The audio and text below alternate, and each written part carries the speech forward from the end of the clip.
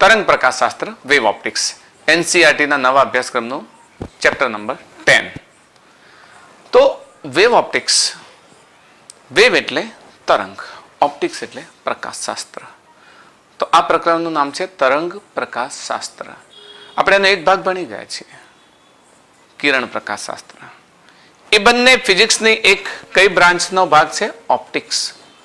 જે પ્રકાશશાસ્ત્ર છે એના બે ભાગ છે, એક કિરણ પ્રકાશશાસ્ત્ર અને એક તરંગ પ્રકાશશાસ્ત્ર. મેં પહેલામાં પણ કહ્યું હતું, કિરણ પ્રકાશશાસ્ત્રમાં આપણે આટલી પ્રક્રિયાઓ ભણી ગયા છીએ: પરાવર્તન, વક્રીભવન, પૂર્ણ આંતરિક પરાવર્તન.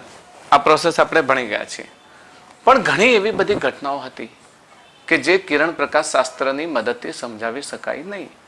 કારણ શું છે કે કિરણ પ્રકાશશાસ્ત્રમાં આપણે પ્રકાશ સીધી રેખામાં ગતિ કરે છે અને કિરણ સ્વરૂપે છે એવું જ માન્યું હતું. પ્રકાશનું કિરણ રે ડાયાગ્રામ દોરતા હતા, લેન્સમાંથી જતો હતો તો પણ આપણે રે ડાયાગ્રામ દોરતા હતા ને આપણે લેન્સ અને એ અરીસા વિશે સમજ્યા હતા. પરંતુ અહીંયા તરંગ પ્રકાશશાસ્ત્રમાં પ્રકાશને કેવો સ્વીકારેલો છે? તરંગ સ્વરૂપ. અહીંયા પ્રકાશને કેવો સ્વીકારેલો છે? કિરણ સ્વરૂપે. કયા સ્વરૂપે? કિરણ સ્વરૂપે. જ્યારે અહીંયા પ્રકાશ તરંગ પ્રકૃતિ ધરાવે છે. કેવી પ્રકૃતિ? તરંગ સ્વરૂપ. ઓકે. તો તરંગ સ્વરૂપે કેમ અભ્યાસ કરવો પડે? કારણ કે વ્યતિકરણ, ઇન્ટરફેરન્સ, વિવર્તન, ધ્રુવીભવન, પારાગમન, હોલોગ્રાફી આ એવી ઘટનાઓ છે કે જે પ્રકાશની ઘટનાઓ છે. આ બધી ઘટનાઓ કોની છે? પ્રકાશની. અને આ ઘટનાઓને આપણે પ્રકાશને કિરણ સ્વરૂપે સ્વીકારી અને અભ્યાસ કરી શકતા નહોતા. એટલે આપણે તરંગ સ્વરૂપે સ્વીકારીને અભ્યાસ કર્યો ત્યારે આ બધી જ ઘટનાઓને આપણે સમજી શક્યા. તરંગ પ્રકાશશાસ્ત્રની પ્રગતિ વિવિધ વૈજ્ઞાનિકો પર આધારિત છે. 1678 ક્રિશ્ચિયન હાઇજન્સ એને તરંગવાદ આપ્યો. તરંગવાદ આપ્યો ને એને એવું સમજાવ્યું કે તરંગ જ્યારે એક માધ્યમમાંથી બીજા માધ્યમમાં ગતિ કરે, એક માધ્યમમાંથી બીજા માધ્યમમાં ગતિ કરે તો જો લંબ તરફ વાંકવું વળે ને, આપણે ભણી ગયા છીએ સામા વક્રીભવનમાં ભણી ગયા છીએ કે જો લંબ તરફ વાંકવું વળે તો એનો વેગ ઘટે અને જો લંબથી દૂર જાય તો એનો વેગ વધે. તો લંબ તરફ ક્યારે વાંકવું વળે? જ્યારે માધ્યમ ઘટ્ટ હોય, ઘટ્ટ માધ્યમ, અને લંબથી દૂર ક્યારે જાય? જ્યારે માધ્યમ પાતળું હોય. તો આ વાત કોને સમજાવી હતી? ક્રિશ્ચિયન હાઇજન્સે સમજાવી હતી. ને હાઇજન્સે તરંગ વિશે ઘણા બધા સિદ્ધાંતો, તરંગ અગ્રનો સિદ્ધાંત આપ્યો, તરંગ અગ્ર વિશે સમજાવ્યું કે એ તરંગ અગ્ર સ્વરૂપે કેવી રીતે પ્રસરે છે, એને ઘણી બધી બાબતો સમજાવી. તો હાઇજન્સનો બહુ મહત્વનો ફાળો છે કિરણ પ્રકાશશાસ્ત્રમાં. ત્યારબાદ થોમસ યંગે એક ખાસ કહ્યું કે પ્રકાશ તરંગ સ્વરૂપ ધરાવે છે. એમણે એવું સમજાવ્યું કે પ્રકાશ તરંગ સ્વરૂપ ધરાવે છે. એને ડબલ સ્લિટનો પ્રયોગ દર્શાવ્યો. થોમસ યંગે બહુ વિવિધ પ્રયોગો કર્યા, બહુ સરસ પ્રયોગો કર્યા અને પ્રેક્ટિકલી સમજાવ્યું હતું. પ્રેક્ટિકલી એમને ઓન સ્ક્રીન અને પ્રયોગોના અંતે સમજાવ્યું હતું. એમને બહુ સરસ ઘટનાઓ આમ વ્યક્તિઓને ભેગા કરીને સમજાવ્યું કે એક બલ્બ ચાલુ કરીએ, આ સીધી વાત છે કે એક બલ્બ ચાલુ કરી ને એક સપાટી આપણે લઈએ તો આ સપાટી જે પ્રકાશ હોય, બે બલ્બ ચાલુ કરીએ તો પ્રકાશ વધવાનો ને કે ઘટવાનો? વધવાનો. ત્યારે એમને એવું સાબિત કર્યું, એક બલ્બ ચાલુ કર્યો તો અહીંયા પ્રકાશ હતો, બીજો બલ્બ ચાલુ કરતા અહીંયા પ્રકાશમાં ઘટાડો થઈ ગયો. તો એ યંગના ડબલ સ્લિટના પ્રયોગમાં આપણે સમજીશું. બહુ સરસ ઘટના છે જે આપણે એના અંદર સમજીશું. પછી છે આગસ્તિન ફ્રેનલ, પ્રકાશ રેખીય પ્રસરણ કરે છે સમજાવ્યું. પ્રકાશ રેખીય પ્રસરણ કરે છે. હવે આમાં સમજાવવાનો અર્થ એવો થયો કે આગસ્તિન ફ્રેનલે એવું સમજાવ્યું કે પ્રકાશ તરંગ સ્વરૂપ તો ધરાવે છે પણ એની તરંગ લંબાઈ એટલી ઓછી છે, જાણો છો ને, 4000 એંગસ્ટ્રોમ થી 8000 એંગસ્ટ્રોમ, એટલી ઓછી છે કે એને દૂરથી દેખો તો આપણને એક રેખા સ્વરૂપે દેખાય છે. એટલે પ્રકાશ કેવું જાય છે? રેખીય પ્રસરણ. તરંગો નોર્મલી આમ ફરતા જાય છે. તમે તરંગોનું પ્રસરણ જુઓ, તમને એવું લાગે કે તરંગ આમ થઈને જાય તો એ રેખીય નથી, પરંતુ એની તરંગ લંબાઈ એટલી ઓછી હોય છે એંગસ્ટ્રોમના, 4000 એંગસ્ટ્રોમ થી 8000 એંગસ્ટ્રોમ અથવા 400 નેનોમીટરમાં, 400 થી 800 નેનોમીટર. તો એ જે તરંગ લંબાઈ નાની હોવાથી આપણે એના પ્રસરણને કેવું સમજીશું? રેખીય પ્રસરણ. એ વાત કોણે સમજાવી? આગસ્તિન ફ્રેનલે સમજાવ્યું. પછી માલસે ધ્રુવીભવન સમજાવ્યું. ધ્રુવીભવન સમજાયું અને એ પણ સમજાવ્યું કે પ્રકાશના તરંગો લંબગત સ્વરૂપ ધરાવે છે. આપણે જાણીએ છીએ પ્રકાશ એ વિદ્યુત ચુંબકીય તરંગો છે. એને ભલે આપણે કિરણ સ્વરૂપે સ્વીકાર્યું, પણ શરૂઆત જ કરી હતી કે વિદ્યુત ચુંબકીય તરંગો છે. ઘણી એવી ઘટનાઓ છે કે પ્રકાશ દ્વારા સમજી શકાતી નથી. મતલબ આ પ્રકાશને કિરણ સ્વરૂપે સમજાવીએ તો પણ સમજી શકાતી નથી. એવી ઘણી બધી ઘટનાઓ છે. આપણા પ્રકરણનું નામ જ શું છે? Wave optics. વેવ ઓપ્ટિક્સ નામ છે એટલે આપણે શરૂઆત આપણે તરંગ પરથી સમજવું પડે કે તરંગ વાસ્તવમાં શું છે. એક સરસ અને સુંદર ઉદાહરણ લઈએ. ધારો કે કોઈ શાંત પાણીમાં તમે એક ડિસ્ટર્બન્સ ક્રિએટ કરો છો. કોઈ વસ્તુ નાખો છો, એક પથ્થર નાખો છો. પથ્થર નાખો એટલે પ્રથમ એ જગ્યાએ ડિસ્ટર્બન્સ ઉત્પન્ન થશે. એ ડિસ્ટર્બન્સ શું થશે? અનુક્રમે આગળ વધશે ને, બરાબર? એ ડિસ્ટર્બન્સ આમ આગળ વધશે.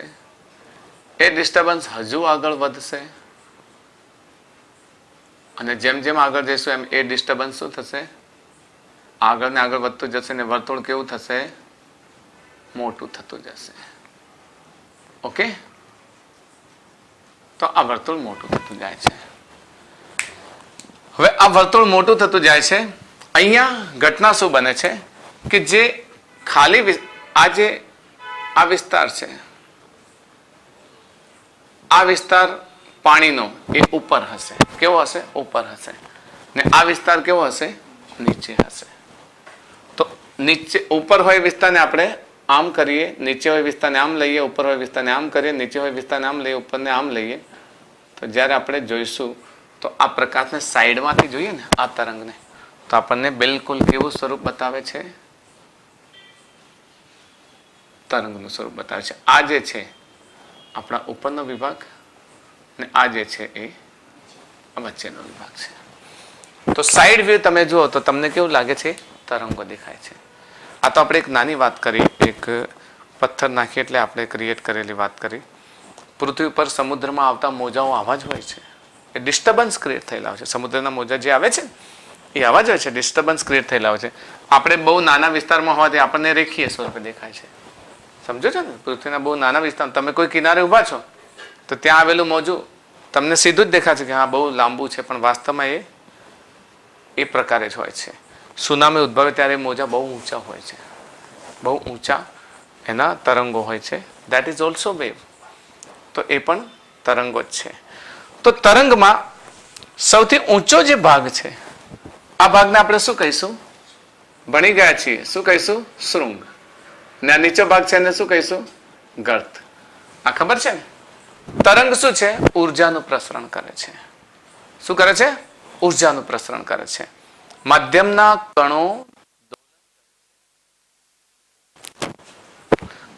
કણો દોલન કરે છે અને દોલનને અંતે એક જગ્યાએથી બીજી જગ્યાએ ઉર્જાનું પ્રસરણ થાય તો એને આપણે શું કહીએ છીએ? તરંગ કહીએ છીએ. વાસ્તવમાં તરંગ શું છે? તો કે કણો છે ઘણા બધા. એક કણ પોતાની જગ્યાએથી ડિસ્ટર્બન્સ ક્રિએટ થયું, એને એ ઉર્જા કોને આપી? પાસેવાળા કણને. એ ઉર્જા એના પાસેવાળા કણને આપી તો એક આખી પર્ટિક્યુલર શું થાય છે? પેટર્ન બને છે. એ શું બને છે? પેટર્ન બને છે. એ પેટર્નને આપણે શું કહીએ છીએ? તરંગો કહીએ છીએ. તરંગો 11મા ધોરણમાં મેં ઘણું બધું સમજાવ્યું છે કે તરંગો શું છે, તરંગોમાં કઈ રીતે ઉર્જાનું પ્રસરણ થાય છે, બધી જ વાત સમજાવી છે. તો તરંગોનું સમીકરણ યાદ હશે. યાદ છે ને તરંગનું સમીકરણ? શું છે? y is equals to a sin omega t plus y. યાદ છે? તો અહીંયા y દિશામાં ફેરફાર થશે તો એ તરંગનું પ્રસરણ ક્યાં થશે? x દિશામાં થશે. આપણે x y વાત કરી તો આ y દિશા છે, y દિશામાં ફેરફાર થશે તો તરંગનું પ્રસરણ ક્યાં થશે? x દિશામાં. અને ઓમેગા એની આવૃત્તિ છે અને t by the time it is going away and away as a waveform. આ તો સામાન્ય માહિતી તરંગની છે. ઓકે, તરંગની વ્યાખ્યા આપણે લખવાની જરૂર નથી, પણ તરંગની માહિતી તમને ખબર હોવી જોઈએ. માધ્યમના કણો દોલન કરી અને ઉર્જાનું પ્રસરણ એક જગ્યાએથી બીજી જગ્યાએ કરે છે. આ ઘટનાને તરંગો કહીએ છીએ. મટીરિયલનું પ્રસરણ કરતા નથી, કારણ કે મટીરિયલનું પ્રસરણ કરતા હોય તો આપણે એમ વિચારીએ કે તરંગો દ્રવ્યનું પ્રસરણ કરે છે તો આપણા કાનને સાંભળે છે ને તરંગો સ્વરૂપે સાંભળે છે. તો સતત મટીરિયલ આવતું રહે તો ભરાઈ જાય. તો આ માત્ર ઉર્જા આવે છે, મટીરિયલ આવતું નથી. That is wave. અને આ પણ તરંગોના પ્રકારો પણ આપણે સમજી ગયા છે. લંબગત સ્વરૂપ, સંગત સ્વરૂપ. આ ધ્વનિ તરંગો સંગત તરંગો છે, જ્યારે આપણે પ્રકાશના તરંગો લંબગત તરંગો છે. ઇલેક્ટ્રોમેગ્નેટિક વેવ મેં એની પ્રસ્તાવનામાં તમને સમજાવી દીધું છે, કિરણ પ્રકાશ શાસ્ત્રની પ્રસ્તાવનામાં, કે કેવા ઇલેક્ટ્રોમેગ્નેટિક વેવ હોય છે. ઇલેક્ટ્રિકલ અને મેગ્નેટિકલ તરંગો એકબીજા સાથે રહી અને પ્રસરણ પામે છે. ચલો, આ વાત તો થઈ આની. હવે પ્રકાશ અંગે એક બીજી વાત સમજીએ. એ બહુ સરસ વાત છે. માની લો કે એક આ રૂમ છે. સમજો, આપણે કયો કન્સેપ્ટ લઈએ? પ્રકાશ તરંગ સ્વરૂપ ધરાવે છે એવો કન્સેપ્ટ લઈ લઈએ. તો આ એક રૂમ છે. એ રૂમમાં એક બારણું છે જ્યાંથી પ્રકાશ અંદર પસાર થાય.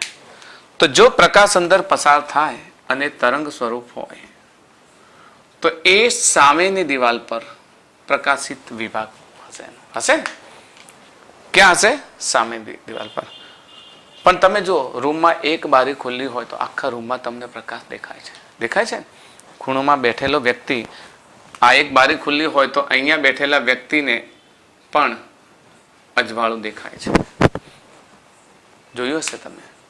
તો પ્રકાશ શું આમ ગતિ કરીને ગયો હશે? એવું નથી. આને પેલી ઘટના સાથે સાંકળી દઈએ. ચલો, આ રૂમમાંથી તમે પાણી નાખ્યો, એક પાણીનો ફ્લો જવા દો છો, તો એ ફ્લો કેવી રીતે જશે? આ રીતે જશે. આ સામે અથડાય હશે, પછી આ રીતે આખા રૂમમાં શું થશે? ફેલાશે. એટલે અહીંયા પણ એ પહોંચી જશે.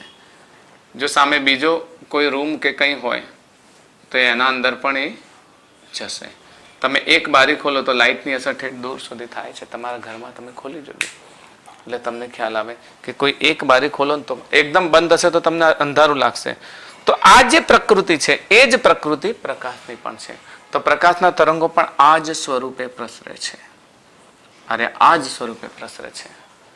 અને આ સ્વરૂપને તરંગ સ્વરૂપ કહેવાય છે. કયા સ્વરૂપ કહેવાય છે?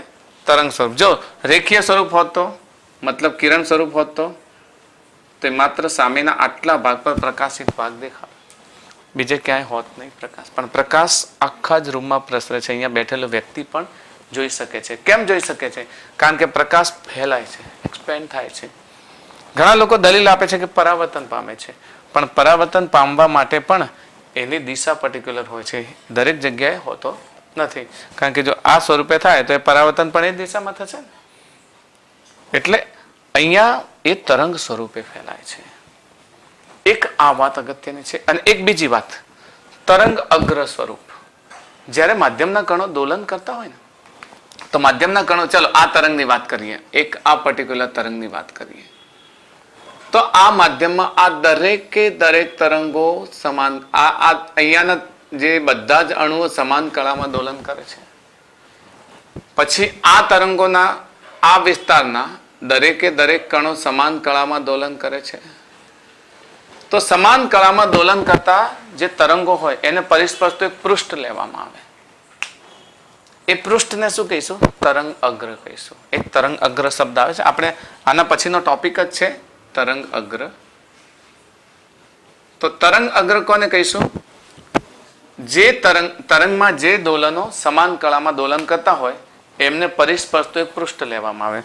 એક સરસ કલ્પના કરીએ કે કોઈ એક બધા તરંગો પસાર થઈ રહ્યા છે. આ પ્રમાણે આ એક પૃષ્ઠ છે. આ પૃષ્ઠ તરંગોને અનુલક્ષીને પસાર થઈ રહ્યું છે. આ રીતે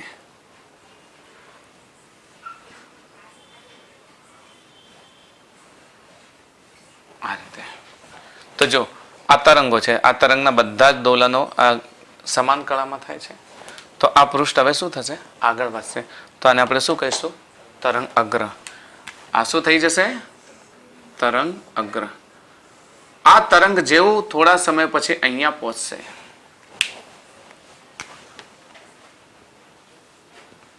થોડા સમય પછી આ તરંગ અહીંયા પહોંચશે.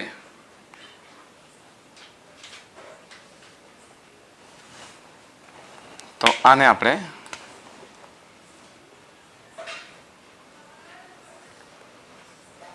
આ તરંગ અગ્ર અહીંયાથી અહીંયા પહોંચ્યું, તો આ સ્વરૂપ કોનું છે?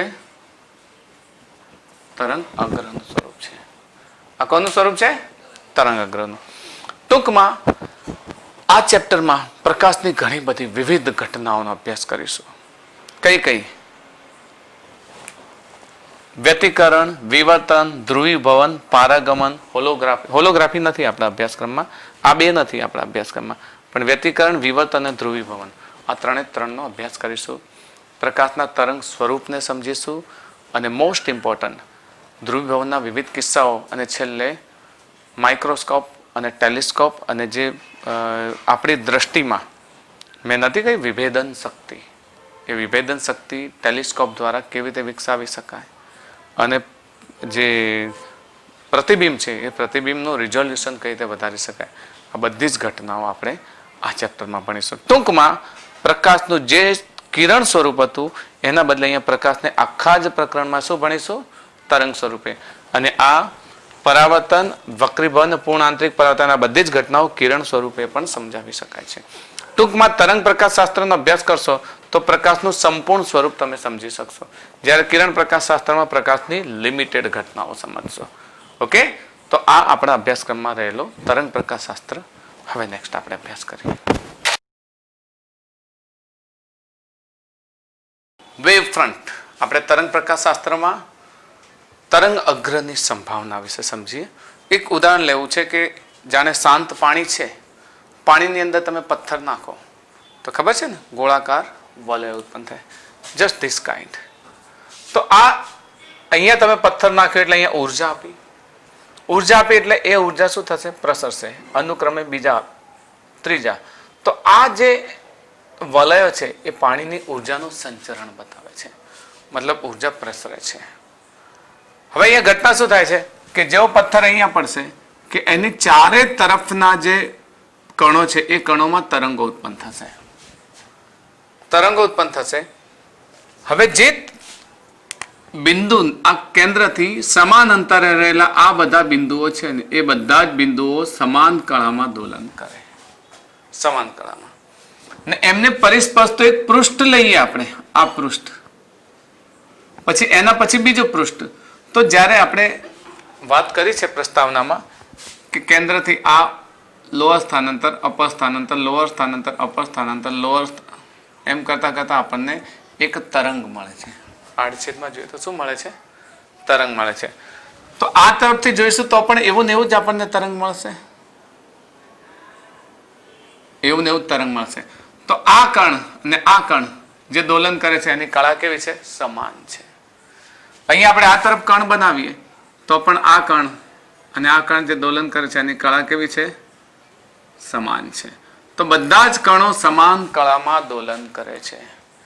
એક નિશ્ચિત અંતરે રહેલા કણો સમાન કળામાં દોલન કરે છે. તો આ કણોને પરિસ્પર્શ એક પૃષ્ઠ કલ્પવામાં આવે, એક પૃષ્ઠની કલ્પના કરવામાં આવે ને એ પૃષ્ઠને આપણે તરંગ અગ્ર કહીએ છીએ. તો સમાન કળામાં દોલન કરતા જે કણો છે એ કણોના માંથી પસાર થતા કાલ્પનિક પૃષ્ઠને તરંગ અગ્ર કહે છે. યાદ રહેશે તરંગ અગ્ર. તરંગ અગ્ર સમાન કળામાં દોલન કરતા, સમાન કળામાં દોલન કરતા કણોમાંથી પસાર થતા કણોને પરિસ્પર્શતું, કણોને પરિસ્પર્શતું કાલ્પનિક પૃષ્ઠ એ તરંગ અગ્ર કહેવાય. ઓકે, ધારો કે અહીંયા જો આ એ કણ છે, બી કણ છે, સી કણ છે, ડી કણ છે. આ જે નિશ્ચિત અંતરે રહેલા બધા કણોની કળા કેવી છે? સમાન છે. તો સમાન છે તો એને પરિસ્પર્શ એક પૃષ્ઠ જોઈ લીધો. એ જ રીતે અહીંયા પૃષ્ઠ, આ પૃષ્ઠ, આ પૃષ્ઠ, આ દરેકે દરેક શું છે? તરંગ અગ્ર છે. અને તરંગ અગ્ર જે દિશામાં આગળ વધે ને તરંગ આ દિશામાં આગળ વધે, આ દિશામાં આગળ વધે તો એ દિશાને કિરણ કહેવાય, જે ઉર્જાનું પ્રસરણ કરે. શું કરે છે? ઉર્જાનું પ્રસરણ કરે. તો આ જે દિશા છે તરંગ પ્રસરણની દિશા, એ કિરણની દિશા છે. યાદ રહેશે? સમાન કળામાં દોલન કરતા કણોને પરિસ્પર્શતું એક પૃષ્ઠ હોય છે, એ પૃષ્ઠ એ તરંગ અગ્ર કહેવાય. હવે તરંગ અગ્ર શું છે કે તેના ઉદ્ગમના કારણે અલગ અલગ પ્રકાર હોય છે. તેનું જે ઉદ્ગમ બિંદુ હોય ને એના કારણે. તો આપણે વિવિધ તરંગ અગ્રોના પ્રકાર લઈએ તો આ તરંગ અગ્ર છે એને ગોળાકાર તરંગ કહેવાય. ગોળાકાર તરંગ અગ્ર. અહીંયા આપણે શું કર્યું હતું? ઉર્જા કેવી રીતે આપી? એક પોઈન્ટ પર આપી હતી, પથ્થર નાખ્યો એટલે એક બિંદુ પર આપી હતી. ને બિંદુના કારણે આપણને આ બધા તરંગો મળ્યા. આજે શાંત પાણીમાં આપણે પથ્થર નાખીએ ને તો બિંદુના કારણે આ તરંગો મળ્યા ને એને પરિસ્પર્શતું પૃષ્ઠ મળ્યું. તો બિંદુવત ઉદ્ગમમાંથી ઉદ્ભવતા જે તરંગો હોય, તરંગ અગ્રો, જે સમાન અને સમદિગ્ધર્મી માધ્યમમાં પ્રસરે એવા તરંગ અગ્રોને ગોળાકાર તરંગ અગ્રો કહે છે. યાદ રહેશે? ગોળાકાર તરંગ અગ્રો એટલે બિંદુવત ઉદ્ગમમાંથી ઉદ્ભવતા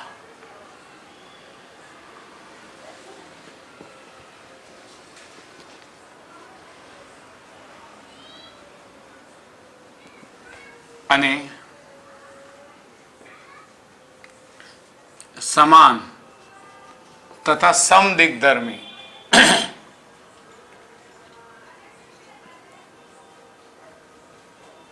માધ્યમમાં પ્રસરતા તરંગ અગ્રોને કેવા તરંગ અગ્રો કહે છે? ગોળાકાર તરંગ અગ્રો કહે છે. યાદ રહેશે? અહીંયા ઉદ્ગમ કેવું છે? બિંદુવત. બીજું, આ જે સમાન કળામાં દોલન કરતા જે બિંદુઓ છે ને એ બિંદુ હંમેશા કેવા આકારે હોય છે? ગોળાકાર. કેવા આકારે હોય છે? ગોળાકાર હોય છે.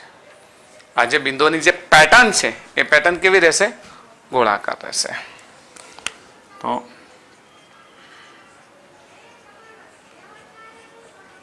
સમાન કળામાં દોલન કરતા બિંદુઓની પાથ ગોળાકાર હોય છે. હવે આમાં શું છે? આ તો આપણે પાણીની વાત કરી. ઘણી વખત શું છે, બ્રહ્માંડ હોય ને, બ્રહ્માંડમાં કોઈ એક જગ્યા મહાવિસ્ફોટ થાય કે કોઈ એવા પ્રકારે સુપરનોવા અથવા તો કંઈ મોટો બિગ બેંગ થાય તો એ વખતે એના જે તરંગો હોય ને અહીંયા વર્તુળાકાર હોય છે, દેખાય છે, પણ એ ગોળા જેવો આકાર ધરાવે. મતલબ એક ઉદ્ગમથી આ તરફ પણ સમાન પ્રસરે, પેલી તરફ પણ સમાન રીતે પ્રસરે, આ તરફ પણ, આ તરફ પણ, એટલે એક મોટો સ્ફિયર બનાવે, સ્ફેરિકલ.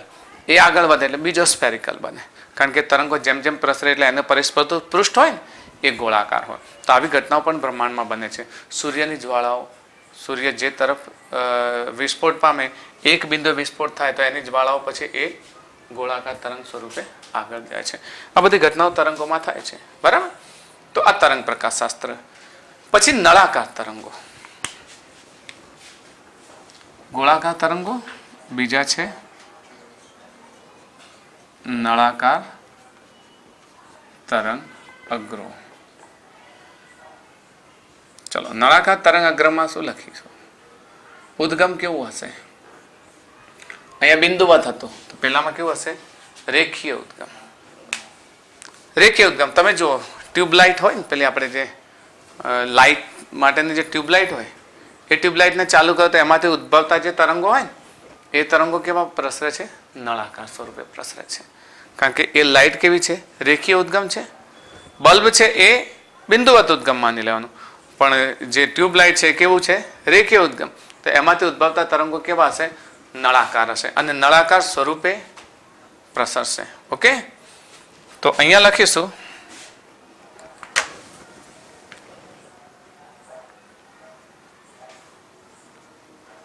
રેખીય ઉદ્ગમમાંથી ઉદ્ભવતા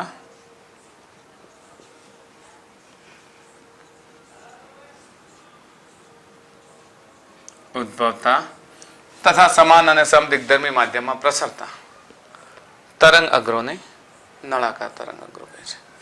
રેખીય ઉદ્ગમમાંથી ઉદ્ભવતા તથા સમાન અને સમદિગ્ધર્મી માધ્યમમાં પ્રસરતા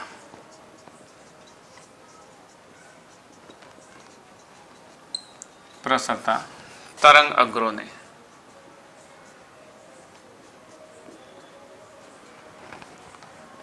નળાકાર તરંગ અગ્રો કહે છે.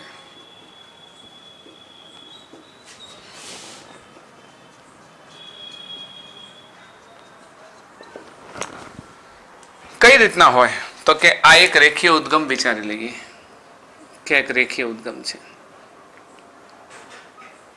અહીંયાથી તરંગ ઉદ્ભવ્યું તો એ તરંગ અગ્ર આ પ્રકારે બનશે. બરાબર, આ તરંગ અગ્ર કેવી રીતે બનશે? આ પ્રકારે બન્યું. પછી બીજું તરંગ અગ્ર કેવી રીતે બનશે? એનાથી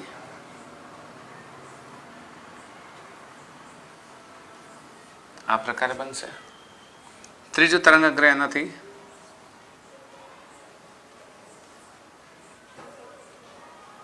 આ પ્રકારે બને. તો આ તરંગ અગ્રોને કેવા કહેવાય? નળાકાર તરંગ અગ્રો. આ નળાકાર તરંગ અગ્રોમાં ઉર્જાનું પ્રસરણ કેવી રીતે થાય છે? એના કિરણો આ દિશામાં હોય છે, જેને આપણે શું કહીએ છીએ? કિરણ. આપણે કિરણની પણ વ્યાખ્યા લખીશું. તરંગ અગ્રોની જે પ્રસરણની દિશા હોય છે ને, એ પ્રસરણની દિશાને કિરણ કહે છે. તો યાદ રહેશે. અને કહીશું નળાકાર તરંગ અગ્રો. અને એક એના પછી છે સમતલ તરંગ અગ્રો.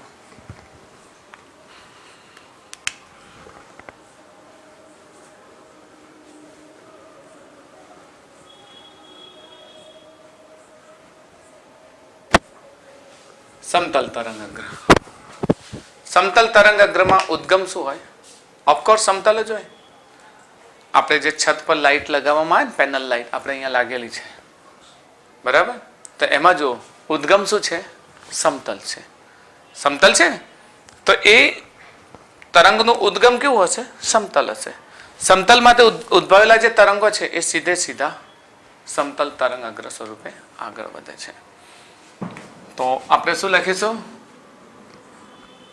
સમતલીય ઉદ્ગમમાંથી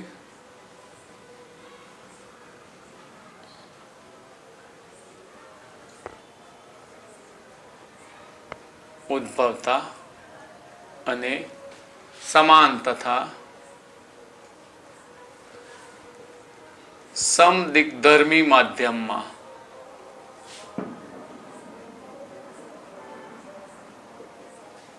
આગળ વધતા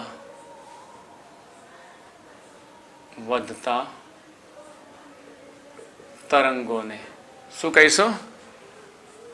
સમતલ તરંગ અગ્રો કહે છે. તરંગ અગ્રોને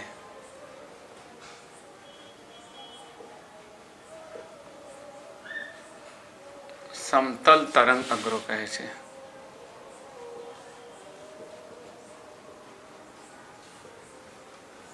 સમતલ તરંગ અગ્ર કેવું હોય? એનો ઉદ્ગમ આ પ્રમાણે તમારી છતમાં લાગેલી ધારો કે પેનલ લાઇટ હોય, આ ઉદ્ગમ હોય. તો આ ઉદ્ગમમાંથી ઉદ્ભવેલા તરંગો આ પ્રમાણે આગળ વધે.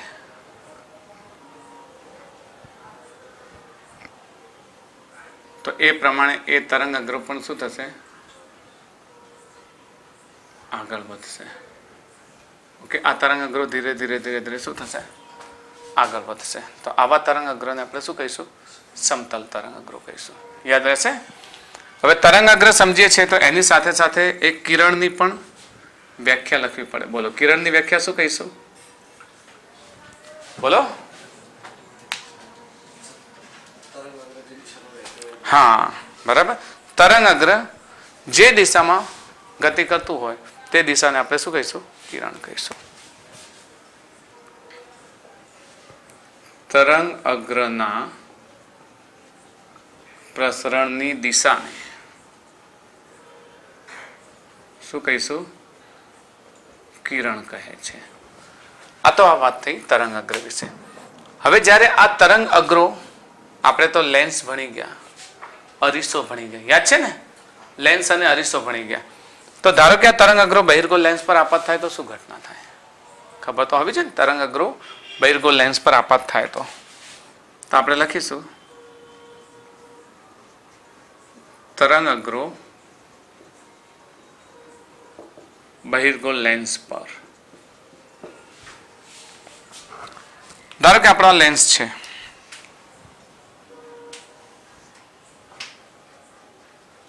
સોરી અંતર્ગોળ લેન્સ પર લઈએ, પછી બહિર્ગોળ લેન્સ પર લઈએ. અંતર્ગોળ અરીસા પર, પછી લેન્સની વાત કરીએ. પહેલા અરીસાની વાત કરી લઈએ. આપણે સમજી ગયા છીએ, યાદ છે ને? સમાંતર કિરણો આવે છે ને, એ કિરણોની દિશા જો આમ હોય, મધ્ય લઈ લઈએ. હવે તરંગ અગ્રોને આપણે એક લાઈન સ્વરૂપે દોરીશું. તો તરંગ અગ્રો કેવી રીતે આવશે? અહીંયા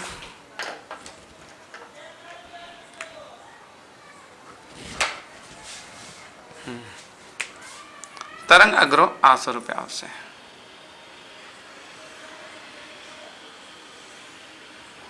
આ સ્વરૂપે આમ આગળ વધશે. તો પહેલું તરંગ અગ્ર ક્યાં ટચ થશે? અહીંયા ટચ થશે, અહીંયા ટચ થશે. તો પહેલું જે અહીંયાથી ટચ થયેલું એ પરાવર્તન પામશે.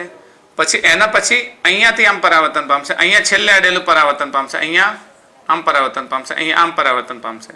તો પાછું વળતું જે તરંગ અગ્ર છે ને એ કેવું થઈ જશે? ગોલીય થઈ જશે.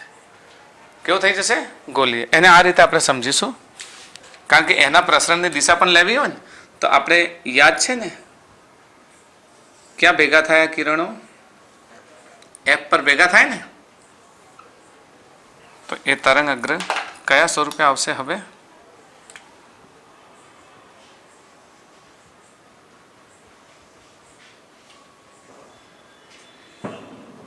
ને ફાઇનલી અહીંયા વ્હાઇટ સ્પોટ દેખાય. ખ્યાલ આવ્યો? તો અહીંયા સમતલીય તરંગ અગ્રો આપાત થયા અને પરાવર્તન પામીને કેવા બની ગયા? ગોલીય તરંગ અગ્રો બની ગયા. તો આ કોના દ્વારા? અંતર્ગોળ અરીસા પરથી, બહિર્ગોળ લેન્સ પરથી,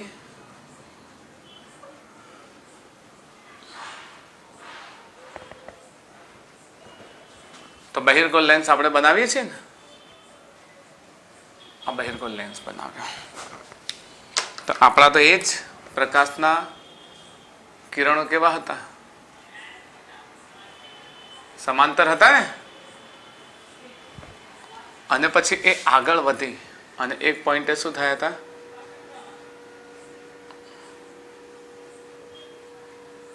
કન્વર્સ ભેગા થયા હતા. તો સમતલીય તરંગ અગ્ર આ સ્વરૂપે આવશે.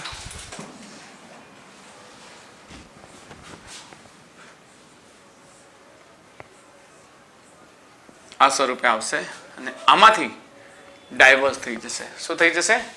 ડાયવર્સ. ડાયવર્સ થઈ જશે, કન્વર્સ થઈ જશે, સોરી, કન્વર્સ થઈને આ પ્રમાણે એક બિંદુએ સ્પોટ પર એકઠા થશે. આ શું છે? સમતલ તરંગ અગ્રો. ને અહીંયા કયું થઈ જશે?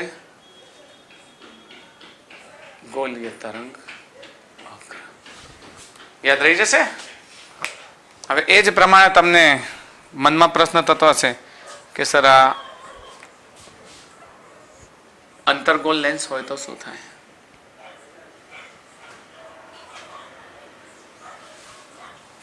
અંતર્ગોળ લેન્સ હોય તો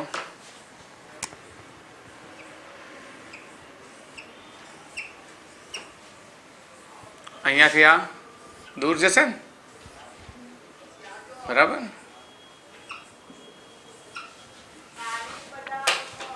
તો અહીંયા આપાત થયેલા સમતલ તરંગ અગ્રો અહીંયા કેવા થઈ જાય છે?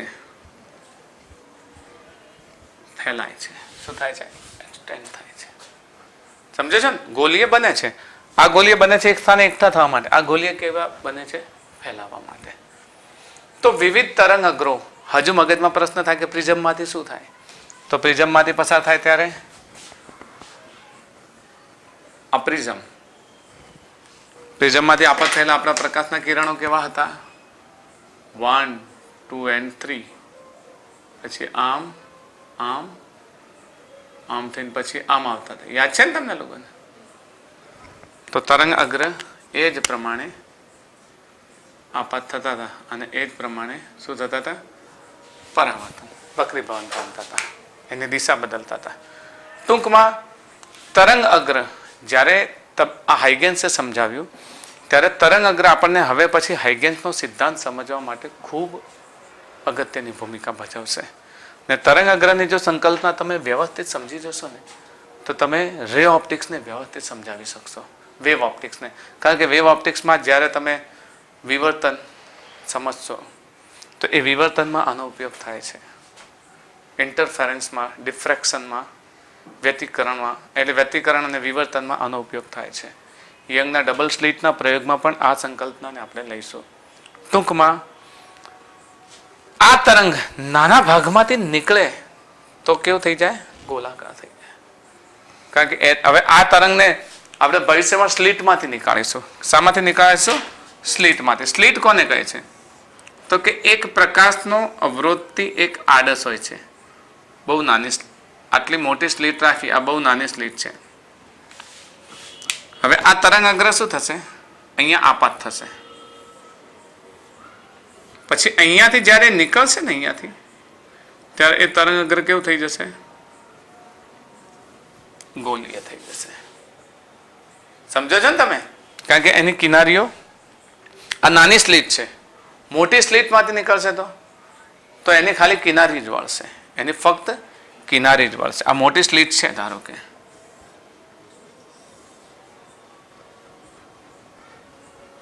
મોટી સ્લિટ છે. મોટી સ્લિટમાંથી જ્યારે પસાર થાય તો એની ફક્ત શું થશે? કિનારીઓ જ વળશે. સમજો છો ને તમે?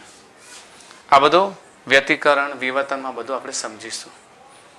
ગોલીય તરંગો માટે સ્લિટ નાની હશે, λ/4 ક્રમની, એ બધી આ વાતો આપણે આમાં સમજીશું. તો મહત્વનું શું છે? તરંગ અગ્ર. તરંગ અગ્રના મર્યાદિત ભાગને સમજવાનું છે. એ મર્યાદિત ભાગથી ઉપજતી અસરને સમજવાનું છે. તરંગ અગ્રની અસરને સમજવાનું. ટૂંકમાં વેવ ઓપ્ટિક્સ સમજવા માટે તરંગ અગ્રની સંકલ્પના જરૂરી છે. Okay, that's all for this.